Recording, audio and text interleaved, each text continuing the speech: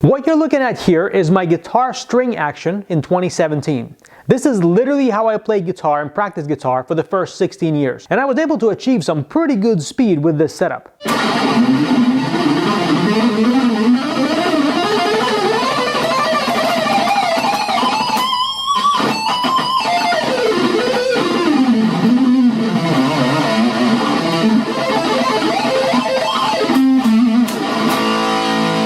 I'm not going to explain the reasons why I set up my action as high as I did in this video. If you're curious, check out my other video on this topic and I'll walk you through this in detail. But in 2019, I set up my action to a super low, proper shred level. Okay, you kind of went the other way on that one, didn't you? In this video, I'll tell you why I finally lowered my string action, what changed in my playing after I did it, and more importantly, if you should be changing your string action or not. First, why the heck did I change it after having the action so high for so long? For all the advantages that higher action does give you, and I still stand by everything I said about having higher action in my other video, there comes a point of diminishing marginal returns, where having the action past a certain point doesn't give you any additional advantages, it just makes the playing harder. So I thought, okay, I proved my point that I could play fast with high action. Let me see now if I could be a little bit smarter about this and I could back off and find the exact threshold where I'm not going to get any of the drawbacks of having my action super low, like strings bleeding together, for example, or any extra sloppy string noise, but still get the advantage of having the action be lower and the playing feeling a little bit easier. It's sort of like that joke about the guy who says, yeah, I'm very patriotic about paying my taxes. I just think I'd be just as patriotic for half the money. I was also, of course, curious just how much faster, if at all, I'll become when I lowered my string action. And the first thing I realized when I turned the Allen wrench for the first time in 16 years to lower my string action is if I can no longer get the bragging rights for being the shredder with the highest string action in the world, I might as well set the action as low as I can possibly get away with and see what happens to my playing. So what happened? Did I get faster? Of course, I got hella fast. In the first evening when I lowered my string action, I remember just sitting there with my jaw on the floor. I couldn't believe how fast my fingers were moving. The problem was, though, I was sloppy as Not only was there a whole bunch of string noise and notes bleeding together because it was much harder now to release the note from the fret and not have it continue ringing, but I was also squeezing the strings way harder than I was used to and than I needed to. Oh, and because my hands were moving so fast, my brain literally couldn't keep up with my hands anymore. I couldn't feel or tell where the downbeat was when I was playing all the crazy fast 16th notes.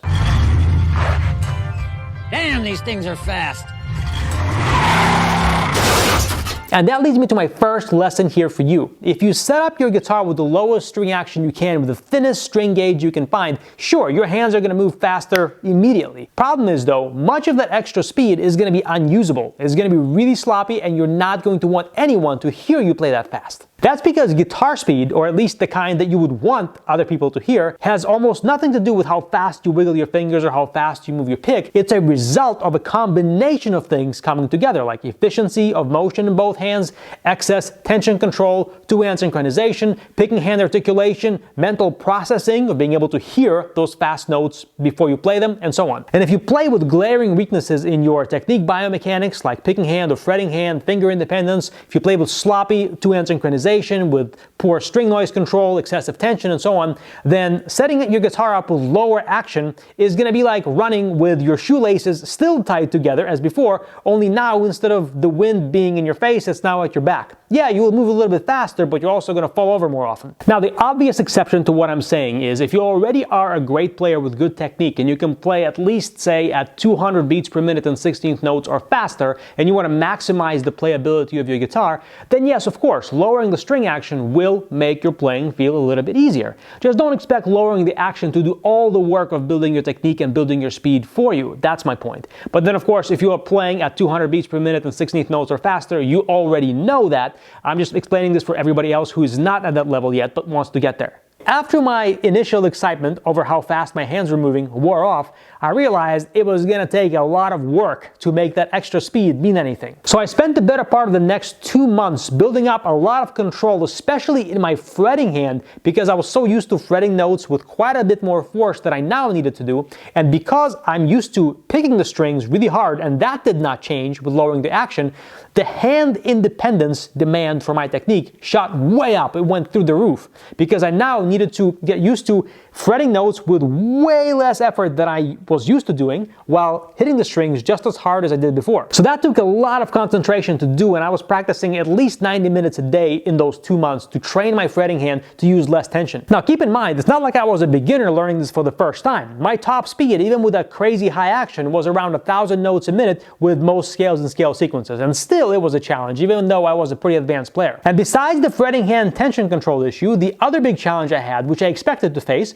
was getting my finger rolling to be really clean and not have the strings bleed together when I was playing many arpeggio licks.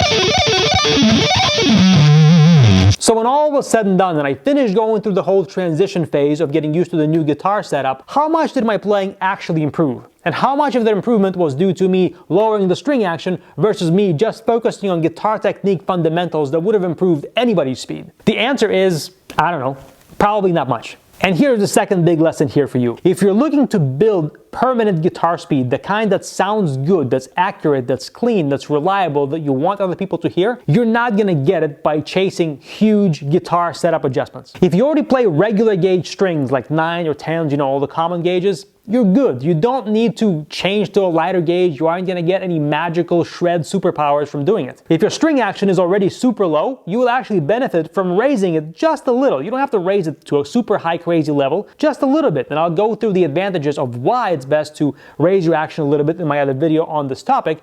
But if you do that, you don't need to focus on any significant setup adjustments beyond that. Focus instead on the biggest needle movers of guitar practice and guitar technique. Things like I mentioned, biomechanics of the picking hand and fretting hand, two-hand synchronization, excessive tension control, string noise, articulation. All of those things are going to be the biggest needle movers for your speed, not any guitar setup adjustments. And I should also say that the initial huge speed boost I felt was very much short-lived. That's because for the first week or so of playing with super low action, I was still riding the coattails of my hands being way stronger than average for playing guitar from playing with super high action for so many years. It's sort of like increasing your bench press from 300 pounds to 400 pounds and then trying to bench press 100 pounds as fast as possible. Of course, you're going to be able to lift 100 pounds with greater velocity when your maximum strength increases. But the longer I played guitar with the low action, the weaker my hands became. So the initial speed boost became less and less and less until when all was said and done, there was still, I would say, a net increase in how fast I can play, but it's not anywhere near as dramatic as you think it would be given how much I lowered my action. And if you change your guitar setup too drastically, it may actually backfire